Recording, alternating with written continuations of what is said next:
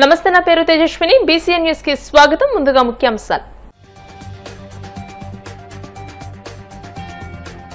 Vijayawada Besant road లో ముఖ్యమంత్రి చంద్రబాబు పర్యటన, చిరు వీధి వ్యాపారులతో నేరుగా ముఖాముఖి, జీఎస్టీ తగ్గింపు ప్రభావంపై ఆరా.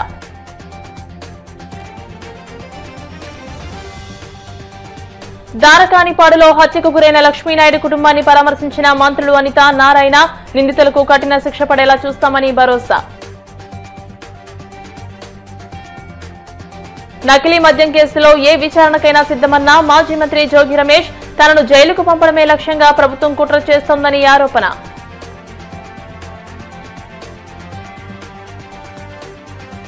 వాడపల్లి వెంకన్నాలయంలో ప్రత్యేక పూజలు, మంగళ వాయిద్యాల నడుమ శ్రీ స్వామి అమ్మవార్లకు మేల్కొల్పు సేవ, ఐశ్వర్యలక్ష్మి హోమం. ప్రభుత్వం తీసుకున్న జీఎస్టీ తగ్గింపు నిర్ణయం క్షేత్ర స్థాయిలో ప్రజలకు ఎంతవరకు మేలు చేస్తోంది, ఈ ప్రయోజనాలు సామాన్యులకు అందుతున్నాయా అనే విషయాలను స్వయంగా తెలుసుకునేందుకు ముఖ్యమంత్రి చంద్రబాబు నేరుగా జనంలోకి వెళ్లారు. విజయవాడలోని అత్యంత రద్దీ ప్రాంతాల్లో ఒకటైన బీసెంట్ రోడ్ను ఆయన సందర్శించి అక్కడి వ్యాపారులు, కొనుగోలుదారులతో ముఖాముఖిగా సంభాషించారు. నగర పర్యటనలో భాగంగా ముఖ్యమంత్రి బీసెంట్ రోడ్లోని పలువురు చిరు వ్యాపారులు, వీధి వర్తకులు, జనరల్ స్టోర్ల యజమానులు, చెప్పుల దుకాణాల నిర్వాహకులతో మాట్లాడారు. జీఎస్టీని తగ్గించడం వల్ల వస్తువుల ధరలు వాస్తవంగా తగ్గాయా లేదా అని వారిని అడిగి తెలుసుకున్నారు. ఈ నిర్ణయంతో వ్యాపారాలు ఎలా సాగుతున్నాయి, ప్రజల నుంచి ఎలాంటి స్పందన వస్తుందనే వివరాలను వారి నుంచి సేకరించారు.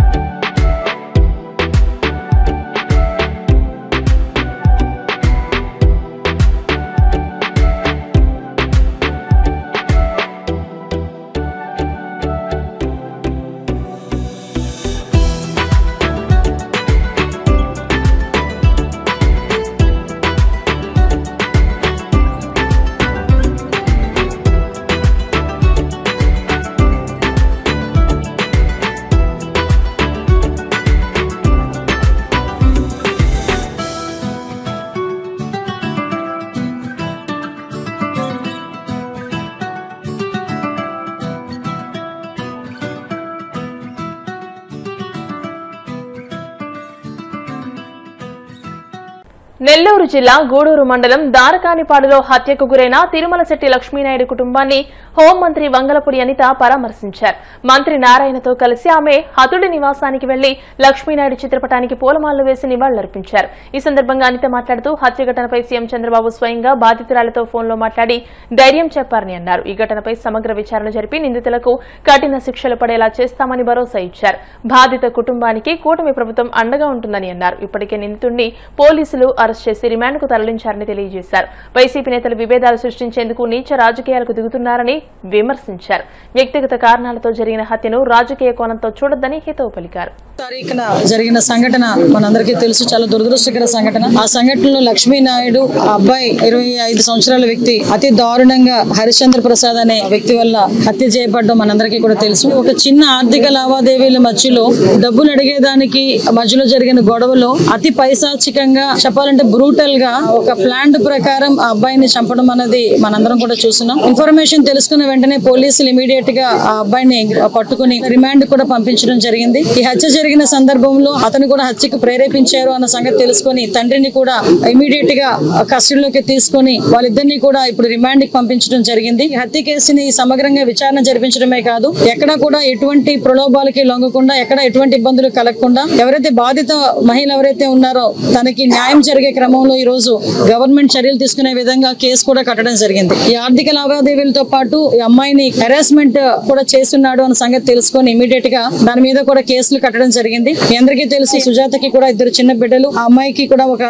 సంవత్సరం ఆడపిల్ల, ఇంకొక 4 సంవత్సరాల ఆడబిడ్డ. అయితే ఈ హత్య జరిగేటప్పుడు లక్ష్మీనాయుడుతో పాటు వాళ్ళ తమ్ముళ్ళైన పవన్, అదేవిధంగా పినతండ్రి కొడుకైన భార్గవ్, వీళ్ళిద్దరూ కూడా తనతో పాటు బండి మీద ఉండటం కూడా మనందరికీ తెలుసు. వాళ్ళిద్దరు కూడా ఈ రోజు ఇంజూరీస్ అయ్యి వాళ్ళందరూ గాయపడి ఈ రోజు గుంటూరు హాస్పిటల్లో ఈ రోజు అక్కడ ఉండటం కూడా జరిగింది. ఈ రోజు గవర్నమెంట్ కూడా కంపల్సరిగా ఈ బాధిత మహిళకి, మన సుజాతకి న్యాయం జరగాలి, అదేవిధంగా వాళ్ళ తల్లిదండ్రులు కూడా న్యాయం జరగాలన్న దృక్పథంతో ఈ రోజు మేమందరం పాటు పనిచేస్తున్నాం. అమ్మాయికి అన్యాయం జరిగింది, 2 బిడ్డలు తండ్రి లేకుండా పోయారు, ఒక తల్లి తండ్రి కడుపుకోత గురయ్యారన్న ఆలోచన కానీ ఆ మానవతా దృక్పథం కానీ లేకుండా ఎక్కడైనా శవరాజకీయాలు చేయడానికి రెడీగా ఒక బ్యాచ్ అయితే రెడీ. క్రిమినల్ కి మతం ఉండదు, కులం ఉండదండి. Criminal is criminal. వాడు ఏ కులం వాడైనా ఏ మతం వాడైనా క్రిమినలే కాబట్టి దాన్ని చట్టం అలాగే చూసుకుంటాం. కానీ నేనేమంటానంటే వీలైతే అమ్మాయి పరిస్థితి ఎంత చెప్పండి, అమ్మాయి కుటుంబ నేపథ్యం ఎంత చెప్పండి. నిజంగా మీరు రాజకీయం చేయాలనుకుంటే అమ్మాయికి ఏదైనా సాయం చేసి తర్వాత మాట్లాడొచ్చు కదా. ఇక్కడికి వచ్చి ప్రతి ఒక్కరు కులాల గురించి మాట్లాడేసి వెళ్ళిపోయే పరిస్థితి రాకూడదని నేను కోరుకుంటున్నాను. ముఖ్యంగా సోషల్ మీడియా వేదికగా చాలా మంది కులాల మధ్య చిచ్చు రగిల్చడానికి మాక్సిమం ఏంటంటే డిస్టర్బెన్స్ క్రియేట్ చేయడానికి చాలా ప్రయత్నం చేస్తున్నారు. అలాంటి ప్రయత్నాలు ఉన్నా కూడా మానుకోండి, లేకపోతే గనక కఠిన చర్యలు అనుమతిస్తారు. పవన్ భార్గవ్ వాళ్ళిద్దరికి కూడా వాళ్ళ కుటుంబ పరంగా కూడా ఎలా ఆదుకోవాలన్న దాని మీద, అదేవిధంగా సెపరేట్ గా సుజాతను ఎలా ఆదుకోవాలి, అదేవిధంగా వాళ్ళ పిల్లల్ని ఏ విధంగా మనం సంరక్షించాలన్న దాని మీద కూడా గవర్నమెంట్ ఒక నివేదికను కోరింది. ఈ రోజు కలెక్టర్ గారు, నారాయణ గారు, అదేవిధంగా నేను, మా బుల్సిట్ శ్రీని గారు అందరం కలిపి ఒక నివేదిక ఇవ్వబోతున్నాం. ఆ నివేదిక ఆధారంగా గౌరవ ముఖ్యమంత్రి గారు వీళ్ళకి కాంపెన్సేషన్ గానీ ప్రభుత్వ ఆర్థిక సహాయాలు అన్ని కూడా అనౌన్స్.